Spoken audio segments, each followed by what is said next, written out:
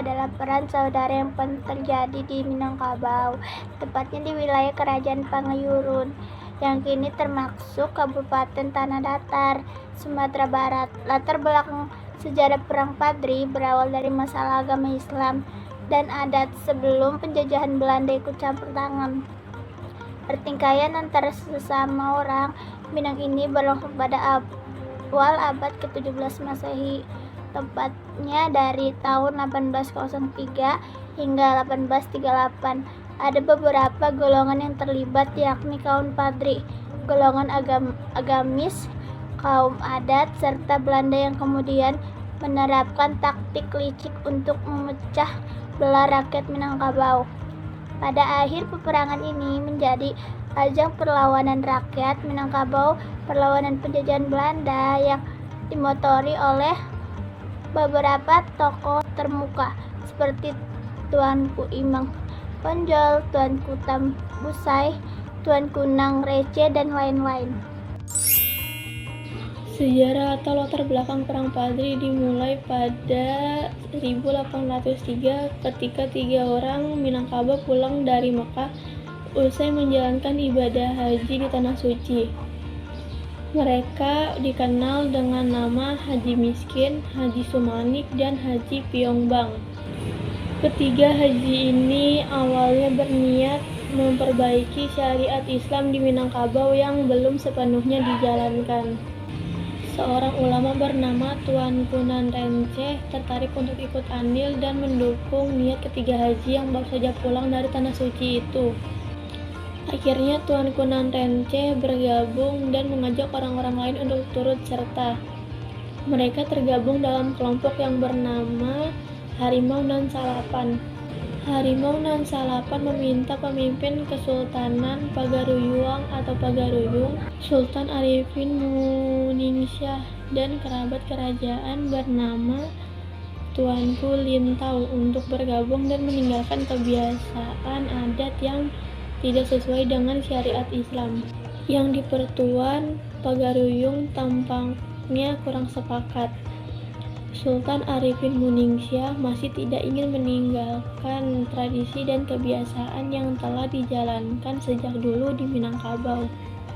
Di Sumatera Barat ada beberapa kebiasaan yang tidak sesuai dengan ajaran Islam, seperti sambung ayam, judi, dan minum minuman keras.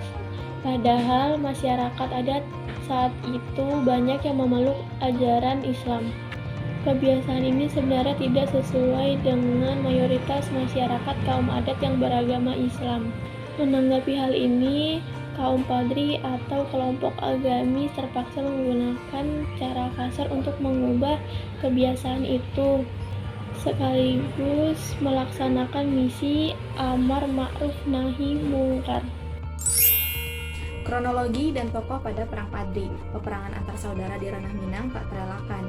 Pada tahun 1803, seorang tokoh ulama bernama Tuanku Pasaman memimpin serangan kaum Padri ke kerajaan Pagaruyung. Perang ini menyebabkan Sultan Arifin Muningsyah melarikan diri dari istana. Dan pada tahun 1815, golongan kaum Padri yang dikenal sebagai golongan Harimau Nan Salapan berhasil menyudutkan kaum adat. Dan beberapa tokoh terkemuka dari Harimau Nan Salapan adalah Tuanku Nan Renceh, Tuanku Pasaman, Tuanku Rao, Tuanku Tambusai, Tuanku Lintau, Tuanku Mansiangan, Tuanku Pandesikek, dan Tuanku Barumun. Lantaran semakin terdesak, orang-orang dari kelompok adat meminta bantuan kepada pemerintah kolonial Hindia Belanda yang saat itu juga sedang menjajah wilayah Nusantara termasuk Minangkabau. Tanggal 4 Maret 1822, pasukan dari Hindia Belanda yang dipimpin oleh Letnan Kolonel Raff berhasil mengusir kaum Padri dari kerajaan Pagaruyung. Dan di Batu Sangkar, Raff membangun benteng pertahanan yang bernama Fort Van der Kopalen. Dan tepat pada 10 Juni 1822, pasukan Raff yang bergerak dihadang oleh laskar kaum Padri. Namun, Belanda berhasil melanjutkan perjalanannya ke Luhak Agam. Pertempuran di daerah Baso terjadi pada 14 Agustus 1822. Kapten Govinet dari pihak Belanda mengalami luka berat dan akhirnya wafat pada 5 September 1822.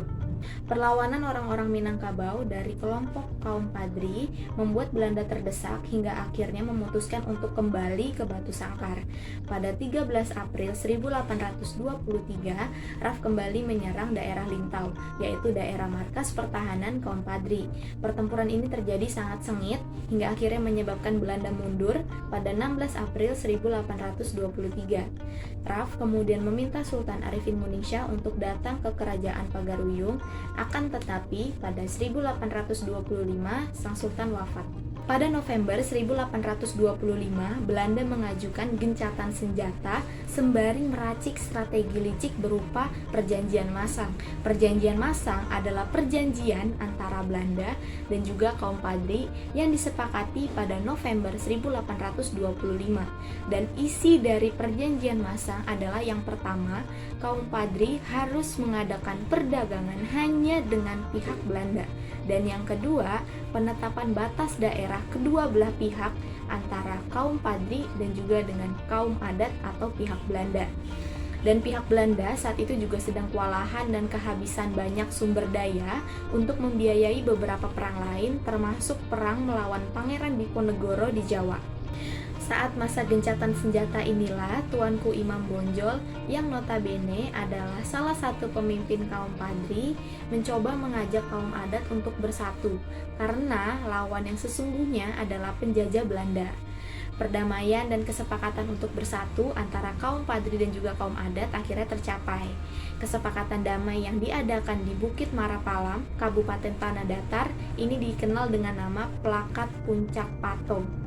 Hasilnya adalah perwujudan konsensus bersama, yakni adat Basandi Syarak, Syarak Basandi Kitabullah, yang artinya adat Minangkabau berlandaskan kepada agama Islam, sedangkan agama Islam berlandaskan kepada Al-Quran.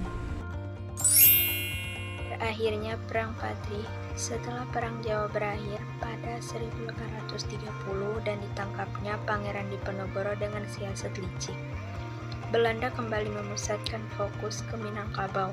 Pasukan kolonial membangun benteng di Bukit Tinggi bernama Fort Breakout.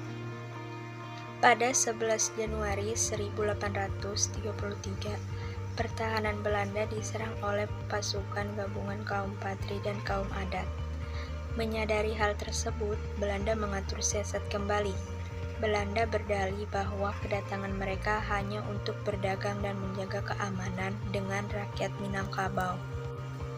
Lagi-lagi Belanda menerapkan siasat yang berujung pada penangkapan Tuanku Imam Bonjol pada 1837 yang kemudian diasingkan ke Cianjur, Ambon, lalu Minahasa hingga wafat di sana. Perang kembali berkobar. Kali ini Belanda lebih unggul dan 1838 berhasil menembus pertahanan terakhir rakyat Minangkabau di Dalu-Dalu yang dipimpin oleh Tuanku Tambusai. Tuanku Tambusai dan beberapa pengikutnya yang sempat pergi ke Negeri Sembilan di Semenanjung Malaya. Kehilangan banyak tokoh pemimpin, kekuatan Minangkabau pun melemah dan Belanda pun berkuasa setelah memenangkan peperangan.